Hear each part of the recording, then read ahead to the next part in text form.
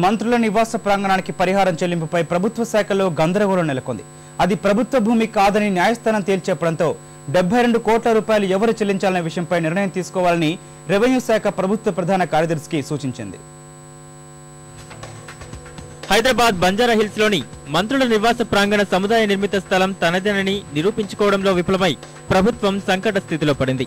2000 సంవత్సరంలో రహదారులు భవనాల శాఖ పనులు మొదలుపెట్టిన ఈ స్థలం తమదేనంటూ కేంద్ర మాజీ మంత్రి వెంకటస్వామి సతీమణి న్యాయస్థానాన్ని ఆశ్రయించారు. అప్పటి హైదరాబాద్ కలెక్టర్ భన్వర్లాల్ దీనిపై అధ్యయనం చేసి భూమి ప్రభుత్వానిదేనని నివేదించారు. వెంకటస్వామి కుటుంబీకుల పత్రాల్లో పేర్కొన్న సర్వే నంబర్లు అసలు లేనే లేవని భన్వర్లాల్ పేర్కొన్నారు. కానీ గట్టి ఆధారాలు చూపి సరైన వాదనలు వినిపించలేకపోవడంతో గజానికి 5,000 రూపాయల చొప్పున వెంకటస్వామి కుటుంబానికి పరిహారం చెల్లించాలని హైకోర్టు తీర్పునిచ్చింది. దీనిపై ప్రభుత్వం సుప్రీం గడప తొక్కడంతో పాటు భూమిపై హక్కు కోసం సివిల్ కోర్టులోనూ కేసు దాఖలు చేసింది. 2008 ఏప్రిల్ 16న సుప్రీంలోనూ కాకా కుటుంబ సభ్యులకే అనుకూలంగా తీర్పునిచ్చింది. ఇక్కడ చదరపు గజం 20,000 రూపాయలు ఉండగా 15,000 రూపాయల చొప్పున పరిహారంగా అందించాలని సర్వోన్నత న్యాయస్థానం ఆదేశించింది. ఈ మొత్తాన్ని నేరుగా కాకా కుటుంబ సభ్యులకు ఇవ్వకుండా సిటీ సివిల్ కోర్టులో జమ చేయాలని ఆదేశించింది.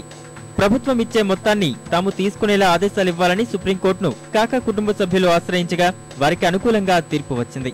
సివిల్ కోర్టులో ప్రభుత్వం డిపాజిట్ చేయాల్సిన 72 కోట్ల 6 లక్షల రూపాయల్లో 25% బ్యాంకు పూచీకత్తు ఇచ్చి ఈ మొత్తం తీసుకునేందుకు కూడా సుప్రీం అనుమతించింది. ఇంత పెద్ద మొత్తంలో చెల్లించాల్సిన విషయంపై ప్రభుత్వ శాఖల మధ్య తీవ్ర చర్చ జరుగుతోంది. 72.6 కోట్ల రూపాయలు జమ చేసిన తర్వాత సివిల్ కేసులో ప్రభుత్వానికి అనుకూల తీర్పు వస్తే సొమ్ము వెనక్కి తీసుకోవడం ఎలా అనే అంశంలో సందేహాలు తలెత్తుతున్నాయి. గతంలో పెట్టిన భూ ఆక్రమణ కేసును ప్రభుత్వం ఎందుకు ఉపసంహరించుకుందన్న అంశం కూడా ఇప్పుడు సందేహాలకు తావిస్తోంది. బదులివ్వాల్సిన రెవెన్యూ శాఖ మొహం చాటేస్తోంది.